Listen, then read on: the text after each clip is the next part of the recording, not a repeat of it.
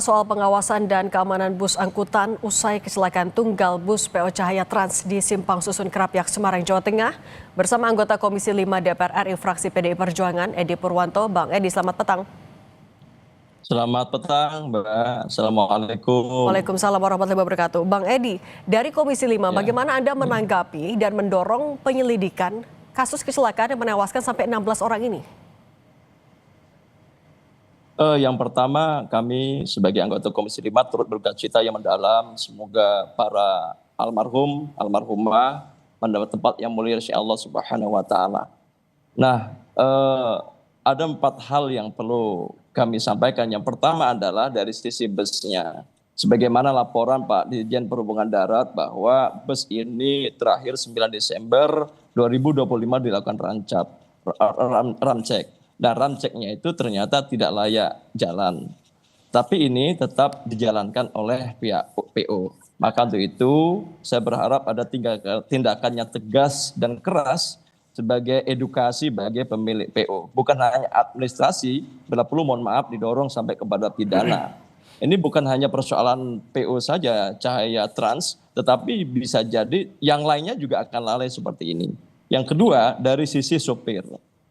Nah, driver itu sebenarnya tidak ada istilah sopir cadangan. Siapapun yang dapat SIM harusnya sudah ya sopir utama gitu loh. Tidak ada cadangan dan utama. Di sini juga setelah kita pahami bahwa sudah kita dengarkan sopirnya sudah ditahan tuh seperti itu. Tetapi memang ke depan perlu manajemen kaitan dengan sopir.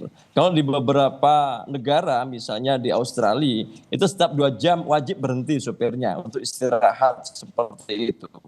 Ini kan tidak, kalau kita lihat dari jam 3 sore, malam pergantian bisa jadi 6 sampai 8 jam baru diganti seperti itu. Secara fisik tentu ini akan melelahkan. Tentu harapan kami bila perlu kita dorong pemerintah buat peraturan pemerintah, Pak Menteri atau peraturan Menteri kaitan dengan jadwal supir, manajemen supir sehingga supir ini tetap terjaga dengan baik. Jangan sampai hal ini terjadi lagi dan terjadi lagi.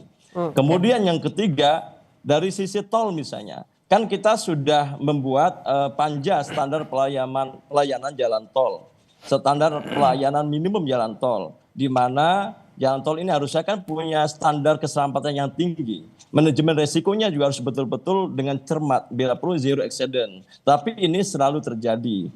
Kita sering kali RDP dengan BUJT, baru usaha jalan tol, penekanan kita keselamatan.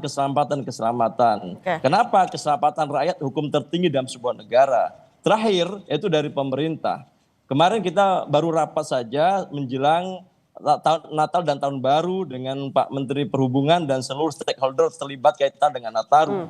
Kita pastikan minta seluruh kendaraan darat, udara, laut dilakukan ramcek secara menyeluruh. Nah, Bang Edi. Tetapi memang hari ini terjadi lagi seperti itu. Ya. Nah, Bang Edi, tapi kan tadi Anda juga menyinggung soal yang bertanggung jawab juga harus sampai PO-nya. Bagaimana Komisi 5 memastikan dari Kementerian Perhubungan memberikan sanksi ya tidak berhenti sampai supirnya, tapi juga sampai PO? Nah, kita minta untuk melakukan audit luas. Tentu sekali lagi kami sudah minta juga kepada Pak Menteri untuk melakukan sanksinya jangan supir sajalah. Negara juga harus jangan berdiam diri kaitan ini. Karena ini sudah berulang kali terjadi seperti itu. Baik yang kaitan dengan odol, macam-macam ketika terjadi kecelakaan, selalu supirnya yang menjadi penanggung jawab utama. Sementara PO-nya jarang tersentuh. Ini kita minta pada Pak Menteri untuk melakukan tindakan yang tegas dan terukur seperti itu. Audit itu Anda bisa pastikan akan bisa dilakukan secara tegas oleh Kemenhub? Kita akan kawal, kita sudah koordinasi dengan Pak Ketua Komisi 5 dan teman-teman, kita akan kawal secara bersama, apalagi 16 korban jiwa. Ini mohon maaf itu menampar bagi kita, alarm keras bagi negara kita, ternyata kita masih belum mampu menyelesaikan masalah-masalah yang harusnya bisa diselesaikan seperti ini. Oke Bang Edi, ini kan karena yang sudah-sudah ya kerap berhenti sampai supirnya saja tanggung jawab itu.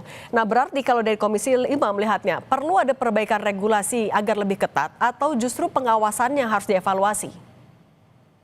Semua regulasi juga sekarang kan kita juga lagi dorong itu bagaimana rencana untuk revisi undang-undang LEAJ misalnya. Kemudian juga pengawasan juga kita minta para pihak untuk lebih jelas terukur sehingga memang ada efek jera. Sehingga membangun kesadaran kolektif bersama, sekali lagi nyawa merupakan hal terpenting dalam sebuah penyelenggaraan negara seperti itu.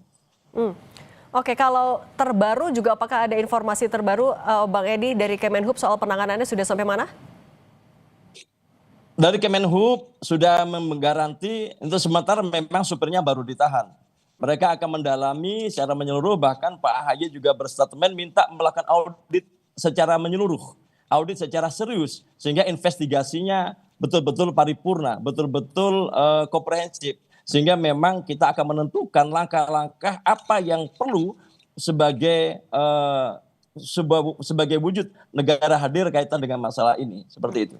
Nah, Bang Edi, artinya tapi kalau rem ceknya tadi tidak sesuai, kemudian tidak laik juga, yang bertanggung jawab soal itu siapa seharusnya? Singkat saja, Bang. Ya, dari kementerian juga bertanggung jawab, harusnya minimal kalau kendaraan tidak rem ceknya tidak layak jalan, dikasih stiker gitu loh. Atau apapun lah modelnya sehingga tidak bisa jalan. Oke.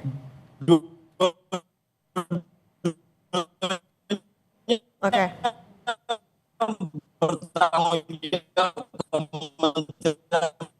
Oke, baik. Oke, Bang Edi, terima kasih. Kami sudah tangkap. Terima kasih Bang Edi Purwanto, anggota DPR RI, Komisi 5 dari fraksi PDI Perjuangan, sudah berbagi bersama kami. Saya selalu Bang Edi.